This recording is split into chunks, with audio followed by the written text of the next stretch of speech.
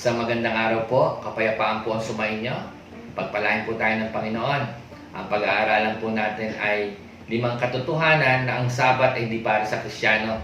Mahalaga po pag-aralan natin ito sapagkat minsan po naaaralan tayo ng ibang reliyon na nangangaral na kailangan daw po tayong sumamba sa araw ng Sabado. Kailangan natin ipangiling yung ikapitong araw. So mahalaga po mapag-aralan din ito. Kung kayo po naman ay Sabadista, sana po ay samahan nyo rin kami sa pag-aaral nito. So maaari po na matuto kayo. Dito po pag-aaralan natin ang mga sitas ng Biblia na ukol sa salitang pangingiling, no? So simulan po natin ang 5 katotohanan na ang Sabat ay di para sa Kristiyano. Yan. Una, sa Genesis 2:1 and 3, dyan po nagsimula yung paniniwala nila ng mga Seventh-day Adventists na yung pangingiling ay dapat daw sundin. At ito raw ay nagsimula sa Genesis 2:1 and 3. Sabi dito, "Thus the heavens and the earth and all their army came to their completion, and by the 7th day God came to the completion of His work that He had made, and He proceeded to rest on the 7th day from all His work that He had made. And God proceeded to bless the 7th day and make it sacred, because on it He has been resting from all His work that God has created for the purpose of making." Sa Tagalog, na nayari ang langit at ang lupa at ang lahat na natatanaw sa mga iyon. At ng ikapitong araw ay nayari ng Diyos ang kanyang gawang ginawa at nagpahinga ng ikapitong araw sa madlang gawa niyang ginawa. At binasbasan ng Diyos ang ikapitong araw sa kanyang ipinangiling, sapagkat siya'y pinagpahinga ng Diyos sa madlang gawang kanyang nilikha at ginawa. So makikita natin una sa talatang ito, ang sabi dito, at binasbasan ng Diyos ang ikapitong araw at kanyang ipinangiling. Kung ang Diyos ay nangiling ng ikapitong araw, hindi po sinasabing ito'y iniutos sa tao para mangiling ng ikapitong araw. Kalwa, wala po kayong mababasa sa talatang ito na kailangan po tayong sumamba sa ikapitong araw. Nililiwanag ko lang po yung talata na hindi po natin ito pwedeng dagdagan.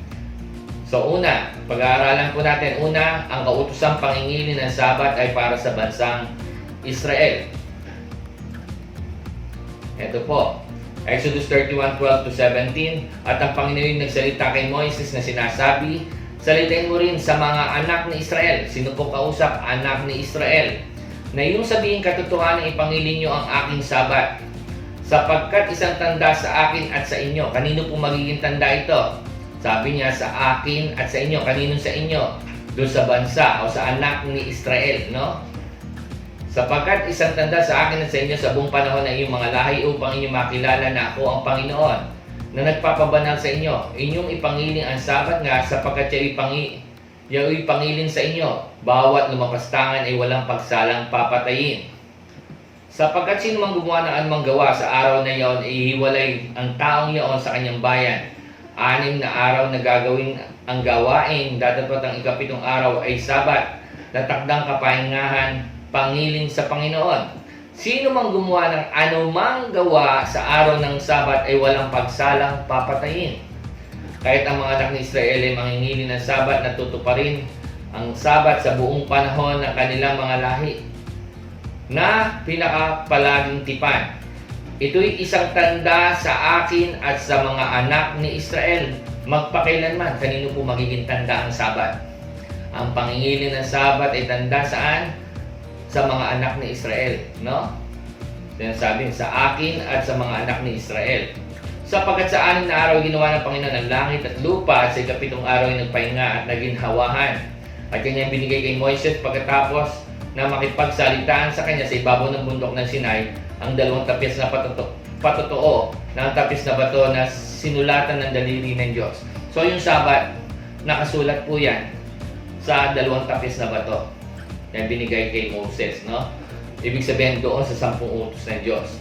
Maliwanag po, ito po hindi utos sa Kristiyano, kundi sa mga anak ni Israel. Huwag po natin dagdagan ng Biblia ang sinasabi ng Biblia. Ang sabi po diyan para sa anak ni Israel, no? Maliwanag po yan. Sa Deuteronomy 5:2-3, "The Lord our God made a covenant with us in Horeb. The Lord did not make this covenant with our fathers, but with us, those who are here today, all of us who are alive." Deuteronomy 5:2-3, "Ang Panginoong ating Diyos ay nagpagtipan sa atin sa Horeb Hindi pinagtibay ng Panginoon ang tipang ito sa ating mga magulang. Kaya sabi sa inyo, kundi sa atin nga naririto lahat na buhay sa araw na ito. Ang sabi dito, kanino binigay yung tipan, yung 10 utos ng Diyos, doon sa mga buhay. Noon, na binigyan ng 10 utos ng Diyos, pero hindi doon sa mga taong nauna. Kaya sabi sa inyo, sa Genesis 2, 1-3, hindi pa ibinibigay ang Sabat bilang utos sa tao. Salat pong araw yun. Kasi maliwanag ito, the Lord our God made a covenant with us in Horeb. The Lord did not make this covenant with our fathers, no? Ang Panginoon ay ating Diyos ay nakapagtipag sa ating sa Horeb, hindi pinagtibay ng Panginoon ang tipang ito sa ating mga magulang. So maliwanag po yan. Deuteronomy 5:12-15. Observe the Sabbath day to keep it holy as the Lord your God commanded you, and remember that you were a slave in the land of Egypt, and the Lord your God brought you out from there by a mighty hand and by an outstretched arm. Therefore, the Lord your God commanded you to keep the Sabbath day. Ang sabi diyan sa Deuteronomy 5:12-15, iyong ipagdiwang ang araw ng Sabado upang ipangiling gaya ng inutos sa iyo ng Panginoon mong Diyos.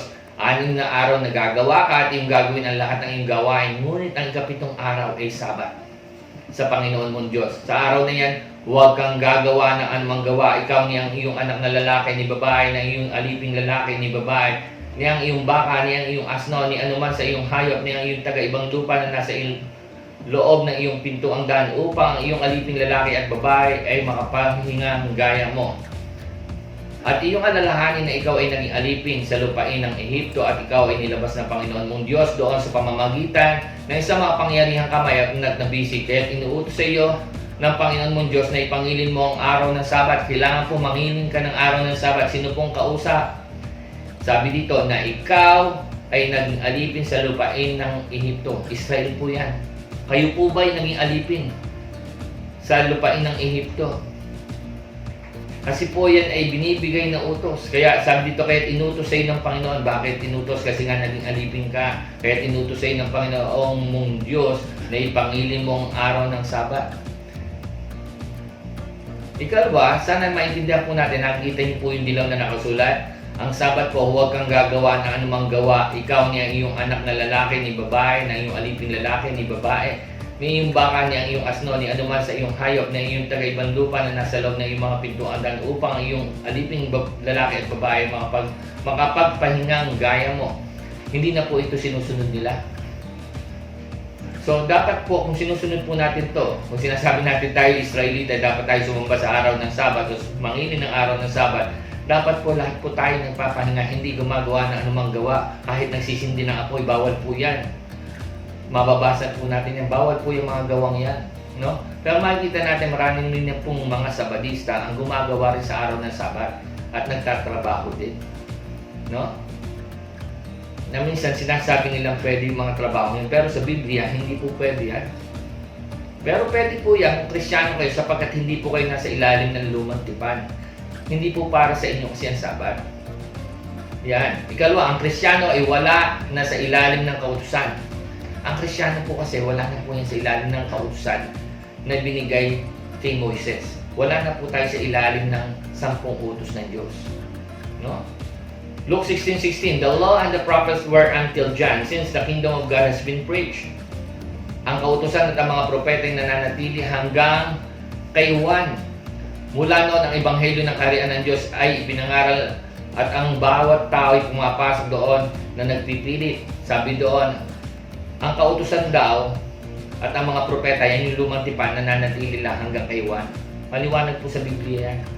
Galatians 3:19, what purpose then does the law serve?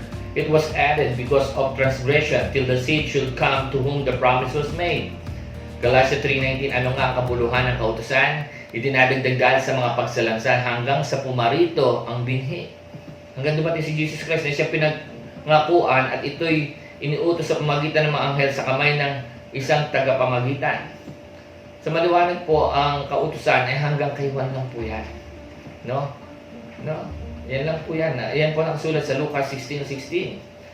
Galatians 3:23-25, but before faith came, we were kept under guard by the law, kept for the faith which would afterward be revealed. Therefore, the law was our tutor to bring us to Christ, that we might be justified by faith. But after faith has come, we are no longer under a tutor.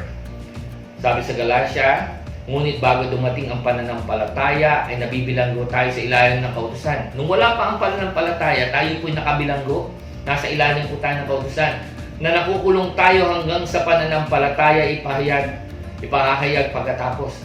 Hanggang sa pagdating ng pananampalataya, maliwanag po sa Biblia yan. No? Ano pat ang kautusan ay siya naging tagapagturo natin. Sino tagapagturo? Kautusan. Upang ihatid tayo kay Kristo. Bakit tayo turuan? Ihahatid tayo ng kautusan kay Kristo. Upang tayo ariing ganap sa pamamagitan ng pananampalataya. Datapwat ngayon dumating na ang pananampalataya. Dumating na raw ang pananampalataya. Sino po yung tagapagturo natin? Yung kautusan. Sabi dito, datapwat ngayon dumating na ang pananampalataya ay wala na tayo sa ilalim ng tagapagturo. Wala na po tayo sa ilalim ng kautusan na siya pong tagapagturo. Kasama po sa kautusan ang sabat at ang pangingiling. Yan po'y kautusan ni Moises. Wala na po tayo sa ilalim ng kautusan na ibinigay ng Diyos kay Moises, no? Bakit? Sa Romans 10:4, Christ is the end of the law for righteousness for all who believe. No? Yan po ang nasa Biblia. Pangatlo, ang Kristiyano nasa ilalim ng bagong tipan sa kautusan ni Kristo. Tayo po nasa ilalim na ng bagong tipan. Yan po yung kautusan ni Kristo. What's the new covenant, no? Matthew 5:17, ito yung ginagamit nilang talata ng mga Sabadista. Sabi dito, do not think that I came to destroy the law or the prophet. I did not come to destroy but to fulfill, no? Sabi diyan, huwag ninyong isipin ako'y nagparito upang sirain ang kautusan o ang propeta. Ako'y nagparito hindi upang sirain, kundi upang ganapin. No? Sapagkat katotohanan sinasabi sa inyo hanggang sa mawala ang langit at lupa, ang santuldok o isang kudlit sa anumang paraan hindi mawawala sa kautusan. Hindi na mawawala sa kautusan hanggang sa maganap ang lahat ng bagay. Mawawala po ba? Meron po ang sinabi dito hanggang sa maganap ang lahat ng mga bagay. No? Kahit ang sino mang sumuhay sa isa sa kalitlitan mga utos na ito at ituro ang gayon sa mga tao ay katawagin kalitlitan sa kaharian ng langit. Datapwat ang sino mang gumanap at ituro, ito'y tatawaging dakila sa kaharian ng langit. So itinuturo po natin ang kautusan. Pero ang kautusan tinuro natin, balikan natin yung Exodus 31:12 and 17, yung kautusan yan na ibinigay sa anak ni Israel. No?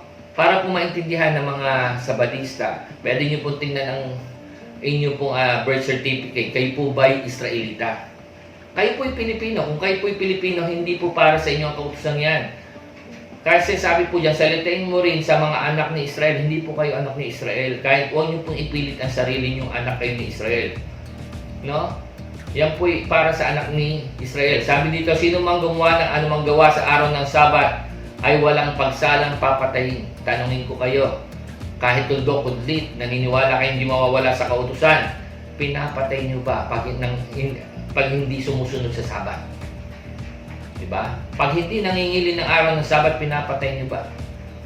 So hindi ko po nyo sinusunod ang kautusan. Ngayon, wala pong problema yan sapagkat hindi nga po kayo Israelita. Hindi po tayo Israelita, kaya hindi po natin sinusunod ang Sabat. No? Kasi ano po yung sabi niya naganap na?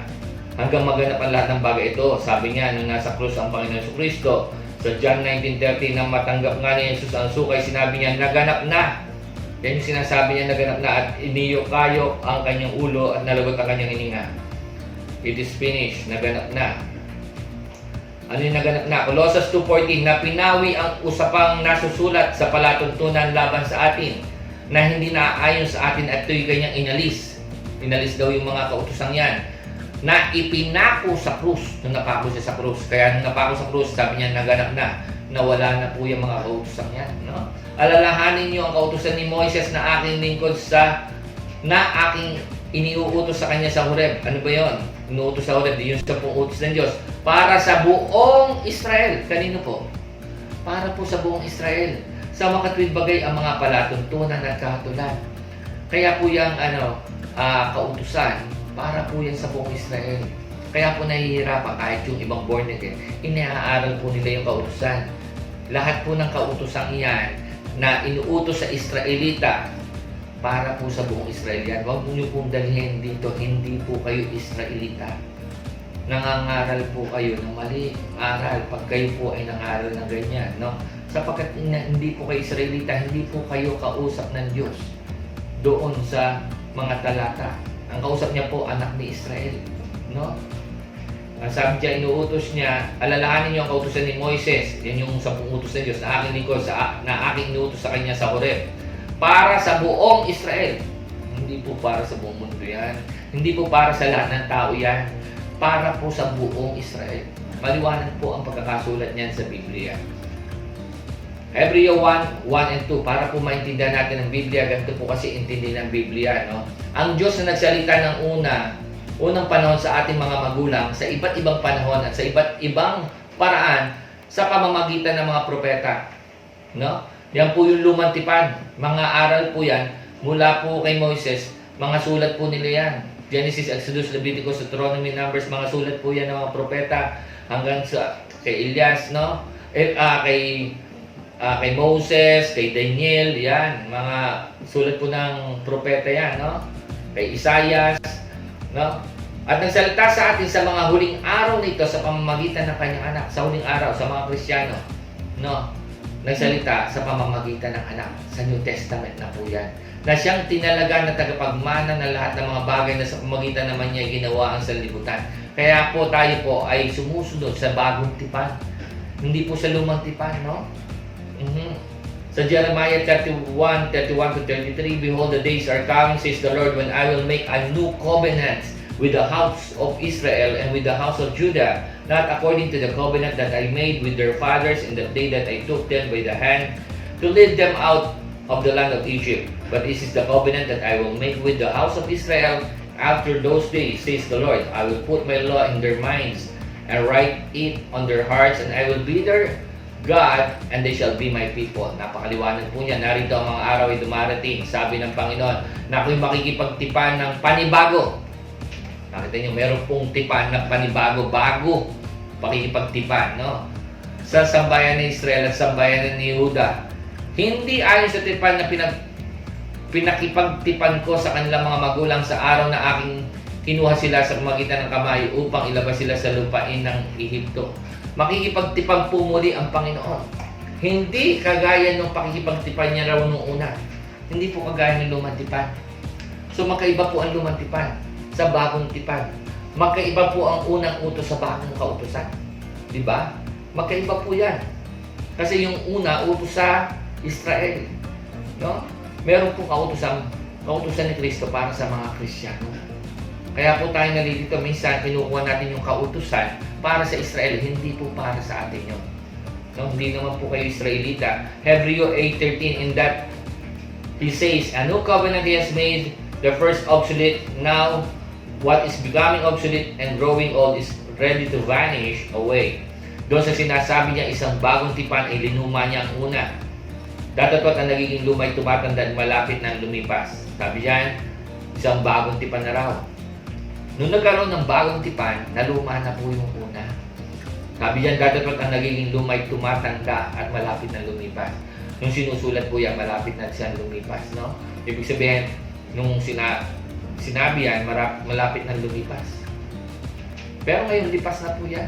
Yung lumang tipan. Kasi nasa lumang tipan po yan no? Wala na po yan, no? Lumang tipan po yan. Hindi po para sa atin yan. 2 Corinthians 3:11. Chapter 3, 3-11. Yamang naayang na kayo'y sulat ni Kristo na pinangasiwaan namin, hindi sinulat ng tinta, kundi ng Espiritu ng Diyos na buhay. Hindi sa tapyas na bato. Maliwanag po yan, hindi sa mga tapyas ng bato. Pag sinabi niyo tapyas ng bato, yan po yung kautusan, no? 10 utos ng Diyos. Hindi sa mga tapyas ng bato, kundi sa mga tapyas ng pusong laman. Bagong tipan na po yan. At gayong pagkakatiwala sa Diyos ay taglay namin sa pamagitan ni Kristo, hindi sa kami ay sapat na sa aming sarili upang isipin ang anuman ay mula sa ganang aming sarili, kundi ang aming kasapatan ay mula sa Diyos. Na sa amin naman ay nagpapaging sapat na mga ministro ng bagong tipan. Hindi po tayo ministro ng lumang tipan o ministro ng lumang at bagong tipan. Sabi dito, nasa amin naman ay nagpapaging sapat na mga ministro ng bagong tipan, hindi ng titik. Yan po yung lumang tipan. Kundi ang Espiritu, sapagkat ang titik ay pumapatay, datatwat ang Espiritu ay nagbibigay ng buhay. Ngunit ang pangasiwa ng kamatayan na sulat na nauukit sa mga bato ay nangyari may kalwalhatian. Ano pat ang anak ni Israel ay hindi makatitig sa mukha ni Moises dahil sa kalwalhatian ng kanyang mukha na ang kalwalhatian ito'y lumilipas. Yung lumang tipan may kalwalhatian. Sabi nga dito, ano pat ang mga anak ni Israel? Bakit? Sila po ang sumusunod doon ay hindi makatitig sa mukha ni Moises dahil sa kalwalhatian ng kanyang mukha na ang kalwalhatian ito'y lumilipas. Paano hindi lalong magkakaroon ng kalwalhatian ng pangangasiwa ng Espiritu? Di lalo na yung bagong tipan. Sapagkat kung ang pangangasiwa ng katulan ay may kalwalhatian ay bagkus pangang higit na sagana sa kalwalhatian ng pangangasiwang ukol sa katwiran. Ay mas matindi po yung kalwalhatian ng bagong tipan. No? So makikita po natin, yan po ang nakasulat sa Biblia. Romans 7:1-4, no? O hindi pa ganyan nalalaman mga kapatid sapagkat nagsasalita ako sa mga tao nakakaalam ng kautusan na ang kautusan ay naghahari sa tao samantalang siya'y nabubuhay. Sapagkat ang babae may asawa ay tinali ng kautusan sa asawa samantalang ito ay nabubuhay. Datapwat kung ang asawa ay namatay ay kalag na sa kautusan ng asawa. O kung may asawa kayo, no, natatali po kayo sa kautusan ng asawa. Pero kung namatay na asawa nyo, nawawala na kayo sa kautusan ng asawa. Kaya nga kung samantalang nabubuhay ang asawa, siya makikisama sa ibang lalaki, siya tatawagin mga ngalun niya. Datapwat kung mamatay ang asawa, ilayanan siya sa kautusan, ano pat siya hindi na mga ngalun niya, bagamat siya makikisama sa ibang lalaki. Kung namatay na yung kanyang asawa lalaki, sumama siya sa ibang lalaki, hindi na tatawagin sa mga ngalun niya. Bakit? Wala nga na nga siya doon sa ilalim ng batas ng kanyang asawa. Verse 4, napakalinaw po. Tingnan nyo. Gayun din naman mga kapatid ko, kayo nangamatay rin sa kautusan, patay na kayo sa kautusan, sa pamamagitan ng katawan ni Kristo, upang kayo makisama sa iba, sa makatuwid bagay doon sa nabuhay na maguli, upang tayo magsipagbunga sa Diyos. Kanino po tayo makikisama? Doon sa nabuhay na maguli. Sino? Kay Kristo. So nasa ilalim po tayo ng kautusan ni Kristo. Patay na tayo saan? Sa kautusan. So maliwanag po ang Romans 7:1-4. Sana po naintindihan natin, no? Pang-apat, ano mang araw ay pwedeng pahalagan para sa Panginoon? No? Pwedeng pahalagan yan para sa Panginoon. Na magtatapos ang araw ng Sabat na magbubukang liwayway na ang unang araw ng Sanlinggo, ay si Paraon si Maria Magdalena at sa pang Maria upang tingnan ang libingan at narito lumindol na malakas sapagkat bumaba mula sa langit ang isang anghel ng Panginoon at naparoon at iginulong ang bato. At nakaupo sa ibabaw nito. Ang kanyang anyo ay tulad sa kidlat at ang kanyang pananamit ay maputing parang niebe. At sa takot sa kanya'y nagsipanginig ang mga bantay at naging tulad ng mga taong patay. At sumagot ang anghel at sinabi sa mga babae, huwag kayong mga takot sapagkat nalalaman ko na inyong hinahanap si Jesus na ipinako sa krus. No? Siya'y wala rito sapagkat siya'y nagbangon. Ayon sa sinabi niya, magsiparito kayo, tingnan ninyo ang damang pinalalagyan ng Panginoon at magsiyaan kayong madali. At sa kanyang mga alagad ay sabihin ninyo, siya'y nagbangon sa mga patay, narito siya'y nangunguna sa inyo sa Galilea. Doon ay makikita niyo siya, narito na, sabi ko na sa inyo, at sila'y nagsili na madali, sa libingan at taglay ang takot, at malaking gala, at nagsitakbo upang ibalitang sa kanyang mga alagad. At narito sila'y sinalubong ni Jesus. Jesus po sumalubong sa kanila, nagsasabi mga gala kayo, at sila'y nagsilapit at niyakap ang kanyang mga paa at siya'y sinamba. So sabi niya, sa unang araw ng Sanlinggo, siya po ay sinamba. Yan po ang unang pagsamba, no? Pagkatapos pumamatay ang Panginoong Jesucristo, ay sinamba po siya sa araw ng Linggo, unang araw ng Sanlinggo, hindi po sa araw ng Sabat. No? Sa Gawa 27, at ng unang araw ng Sanlinggo, nang kami nagkakapisan upang magputol-putulin ng tinapay, si Pablo ay nangaral sa kanila na nag-aakalang umalis sa kinabukasan at tumagal ang kanilang pananalita hanggang sa ating gabi. So nagkakaroon po ng pagtitipon na at pangangaral sa araw ng linggo. Unang araw ng linggo. Kaya hindi po masama sumamba sa unang araw ng linggo. Pero masama po ba yung sumamba sa Sabado? No? Di po natin sinasabing masama. Dito sa Romans 14:5-6, may nagmamahal sa isang araw na higit sa iba. May iba nagmamahal sa bawat araw. Bawat siya'y magtibay sa kanyang sariling pag-iisip. At nagmamahal sa araw, minamahal ito sa Panginoon. At ang kumakain ay kumakain sa Panginoon sapagkat siya'y nagpapasalamat sa Diyos. At hindi kumakain ay hindi kumakain sa Panginoon at nagpapasalamat sa Diyos. Ibig sabihin, kahit anong pong araw ay pwede nating gawin sa pagsamba para sa Panginoon. Kung kayo po ay nasa Saudi o nasa Dubai, minsan po ay Biyernes po ang pagsamba. Wala pong masama dyan. Kung gusto niyo po ng Sabado, wala pong masama. Ang masama po, sabihin natin, mali yung pagsamba ng araw ng linggo at Sabado lang po ang tama. Colossus 2:16, sino man nga ay huwag umato sa inyo tungkol sa pagkain ng Panginoon o tungkol sa pisanan o bagong buwan o araw ng Sabat. Bawal pong hatulan ng tao na sabihin mali po yung pagsamba sa araw ng Sabat. No? Bawal po yan. Sino man nga ay huwag umato sa inyo tungkol sa pagkain o pag-inom o tungkol sa kapistan o bagong buwan o araw ng Sabat. Maliwanag po yan. Kalima, hindi nilabag ng Panginoong Hesus ang Sabat sapagkat siya ang Panginoon ng Sabat. No? Walang mababasa na ang Panginoong Hesus ay nangiling ng araw ng Sabat. Wala po kayong mababasa niyan. Hanapin niyo po. Wala po kayong mababasa niyan. Mateo 12:1-8, ng panahong yaon ay naglalakad si Jesus ng araw ng Sabat sa mga bukiran ng trigo at nangagutom ang kanyang mga alagad at nagpasimulang magsikitil ng mga uhay at magsikain. Tatotoo pagkakita dito ng mga Pariseo ay sinabi sa kanila, tingnan mo, ginagawa ng mga alagad mo hindi matuwid na gawin sa Sabat. No? Tatotoo sinabi niya sa kanila, hindi ba kanyang nabasa ang ginawa ni David nang siya'y nagutom at ang mga kasama niya kung paano siya pumasok sa bahay ng Diyos at kumain siya ng mga tinapay na handog na hindi matuwid na kanin niya ng mga kasama niya kundi ng mga saserdote lamang? O hindi ba kanya nabasa sa kautusan kung paano sa mga araw ng Sabat ay niwawalang galang ng mga saserdote sa templo ang Sabat at di nagkakasala? Data't sinasabi ko sa inyo na dito ay may isang lalong dakila kayo sa templo. Data't kung nalaman nyo kung ano ang kahulugan nito, habag ang ibig ko at hindi hain, ay hindi sana niyo hinatulan ang mga walang kasalanan sapagkat ang anak ng tao ay Panginoon ng Sabat. So makikita natin, mahalaga yun na sa verse 1, ng panahon yun, naglalakad si Jesus ng araw ng Sabat. Nakita niyo, hindi ko sila nagpapahinga. So ibig sabihin sa bagong tipan po, ay hindi po na sinusunod yung araw ng Sabat ng mga alagad at ng Panginoon Kristo. No? At nangagutom ang kanyang mga alagad at nagpasimulang magsigitil ng mga uhay at magsikain. No, hindi po kasalanan yon kasi wala po sila sa ilalim ng kautusan. Nasa ilalim po sila ng kautusan ni Kristo. Yan po. Si Jesus ang Sabat ng Kristiyano. No? Sabi dito sa Biblia, mga takot kayo yamang may iniwang pangako ng pagpasok sa kanyang kapahingahan. Baka sakaling sino man sa inyo ay maging tulad sa di nakaabot niyo sapagkat tunay na tayo'y pinangaralan ng mabubuting balita gaya naman lang ngunit di nila pinakinabangan ang salitang napakinggan dahil sa walang kalakip na pananampalataya ang nakakarinig sapagkat tayo nagsisampalataya at nagsipasok sa kapahingahang yaon. No? Sa verse 6, kahit yamang may natitira pa, ang sabi dyan sa Biblia, no?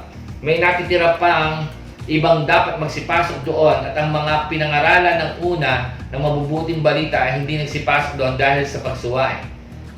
No?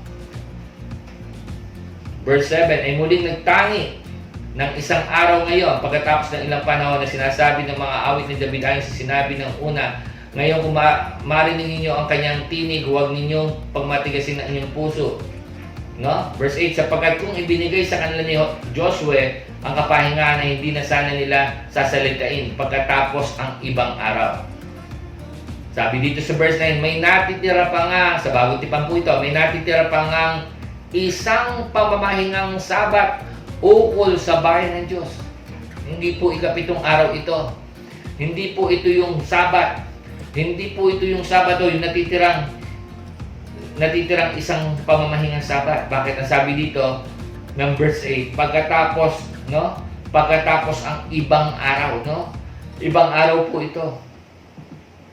Sabi diyan, sapagkat kung ibinigay sa kanila ni Joshua ang kapahingahan, hindi na sana siya sasalitain pagkatapos ang ibang araw. No? Ang pamamahingang ito po ay ibang araw, hindi po Sabat. No? Ang sabi dito, para maintindihan nyo kung ano po itong pamamahingang ito, ang sabi diyan, ngayon, kung marinig nyo ang kanyang tinig, may tinig po itong pamamahingang ito, huwag ninyong papagmatigasin ang inyong puso. Kung marinig nyo po yung tinig ng Sabat, huwag nyo pong patigasin ang inyong puso, no? Yan ang sabi po dyan. Narinig niyo po ba yung tinig? Meron po tinig yan. Mateo 11:28, come unto me all you that labor and are heavy laden, and I will give you rest. Bibigyan ko yung napapahingahan. Magsiparito sa akin, kayong lahat na napapagalan na bibigat ng luba at kayo aking pagpapahingahin. Yan po ang Sabat, kapahingahan. Pasanin niyo ang aking pamatok at mag-aral kayo sa akin sapagkat ako'y maamo at mapagkumbabang puso at masusungan nyo ang kapahingahan ng inyong kaluluwa. Yan po ang tunay na sabat ng Kristiyano. Sino po? Ang Panginoon Jesucristo pag tayo po ay nanampalataya. Pag kayo po ay nanampalataya, nakuha niyo po yung tunay na sabat ng Panginoon. Kahit anong araw ay sumamba, pwede po yan. Wala pong masama. Maraming po salamat. Sana po ay natuto kayo sa ating pinag-aralan. Tayo po ay manalangin. Ama, maraming po salamat. Dakila ka, O Diyos. Hiniling namin na matuto kami lagi sa iyong pangangaral, Panginoon, sa amin sa pagitan ng iyong salita.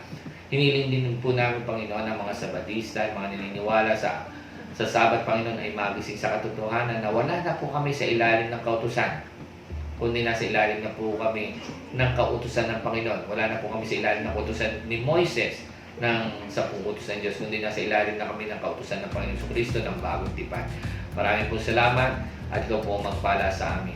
Sa pangalan po ng Panginoon Jesus. Amen. Sana po ay natuto kayo at huwag niyo pong kalilimutang i-like, i-share at mag-subscribe. Ito po ay magiging bahagi niyo po ng pangangaral. Magiging bahagi po kayo ng pangangaral ng salita ng Diyos. Maraming salamat po sa inyo. Pagpalain po kayo ng Panginoon.